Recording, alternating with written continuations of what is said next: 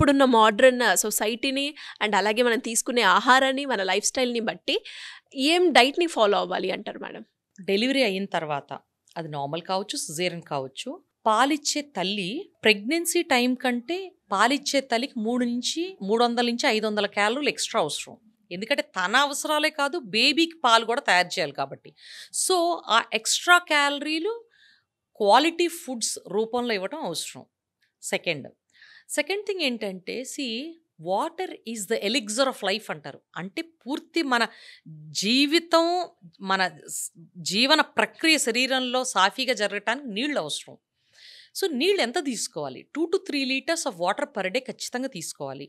Season బట్టి అవి హెచ్చు తగ్గులు ఉండొచ్చు. సపోజ్ బాగా ఎండలో పనిచేసే వాళ్ళు ఉంటారు, లేకపోతే ఏసీలో ఉండని వాళ్ళు ఉంటారు, ఎండాకాలం ఉండొచ్చు. వాళ్ళు కొంచెం ఎక్కువ తీసుకోవాలి. ఎందుకంటే వాళ్ళకి ఇన్విజిబుల్ లాస్ అంటే చెమట రూపంలో కానీ, విపరీతమైన వేడి వల్ల ఎవాపరేట్ అవ్వటం కానీ, అంటే ఎక్కువ స్వెట్టింగ్ ఉన్నవాళ్ళు కానీ ఎక్కువ వాటర్ తీసుకోవాల్సిన అవసరం ఉంటుంది.